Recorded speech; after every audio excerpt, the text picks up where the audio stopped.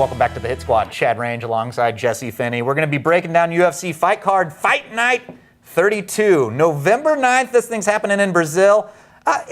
This one's like a bunch of streaks are on the line on this. As I was researching these, there's a lot of win streaks and good ones happening on this fight card. Now, our last predictions, for the first time, you've cooled off a little bit. I was like the Cardinals in the World Series. You got there and you locked up. I've been on a skid for a while, still barely above 500, 37 and 36. You're 49 and 24 running away with this one. Our predictions for the UFC Fight Night 30, I was 1 and 4, you were 1 and 4. There was a no contest in there, so let's just turn the page on that one. Absolutely. And, start fresh here. It's like our predictions at the beginning of the year coming up. We're gonna turn the page. Thank you. I can't wait for my beers and steaks. Yeah, no well, I owe him one there. You get to pick it out. Like always looking for a beer sponsor. Hey, there you go. There you go. This is the only segment. Yep. This is it. We're pandering, but that's fine. We'll do that. Right. Hey, we'll do that. And as I said, there's some big streaks going on. And Ronnie Jason taking on Jeremy Stephens. He's on an 8-fight win streak here. Both pretty good strikers. Should be this is the first one. Do you want to take it, or shall I jump into it? I'll take it. I'll go with it, man. I like this fight because it's real guys that like to bang it out, and this is going to be an interesting fight. I could call this the fight of the night, and it's going to be the first one. This will be a good one. I'm going to go ahead and go with Jeremy Stevenson on this first one. Okay. Well, I mean, and you're going to say that 8-fight win streak stops for Ronnie Johnson. I will. I like Jason, Stevenson. I'm going with Jason. I'm saying he gets number 9, and he makes the move. He moves on to 15 and 3. Jeremy Stephens is 21 and 9.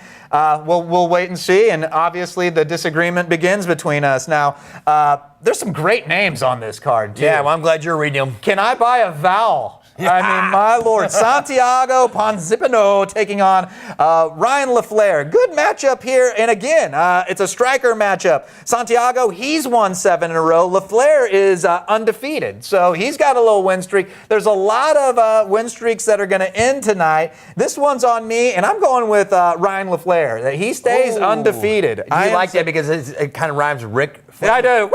Ooh, that's it, baby. Yeah, I love it. I like this matchup. A good striking matchup. I think the fans, again, win in this one. But I'm saying LaFleur goes, and he moves on undefeated. Can I hear that one more time? I love it. Just for that, I'm going to go with LaFleur as well. I like it. I like it. So there's nothing wrong with that. But once again, we're moving on. Paulo Taiego, now, he just halted a 1 and 4 skid, but the win streak comes from Brandon Thatch. Now, he's had a sensational debut, and now he's won 9 straight. Hey, man, listen. Remember this name, Brandon Thatch. Okay, now listen, Thiago has a lot more experience, and he's obviously got the big name behind him. But I actually know Brandon Thatch a little bit, and I tell you something, man. He's out of the Denver area, and this boy is bad. Okay, he's fresh to UFC, 1 fight in. Yep. I tell you something, man. This boy can bang. He is the real deal. I'm gonna go with Brandon on this one. I'm not just saying this because of just this one fight. If he happens to come out and he loses this fight, still watch this guy. He's going to be one of your all-time favorites if you like stand-up bangers. They're going to come and bring it every time. I'm going with Thatch. For his second fight in the UFC, I'm going with him too. Absolutely. His first one, a sensational debut.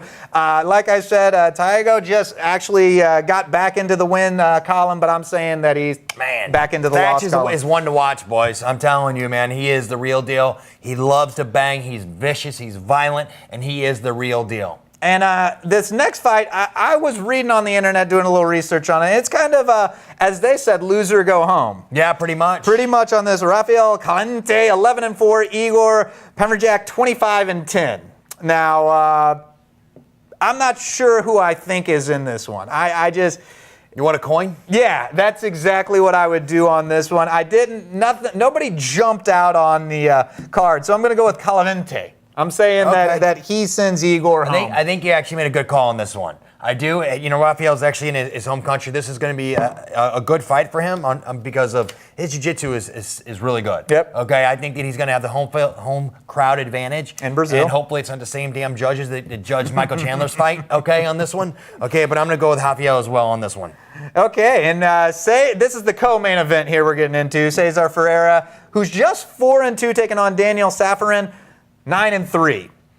Obviously the experience goes with Daniel, but I'm going with Cesar in this one. Good. I'm glad you are because it was actually my pick, and I was going to go the opposite way. Well, there you go. I like it. I wanted to throw Who are you going with?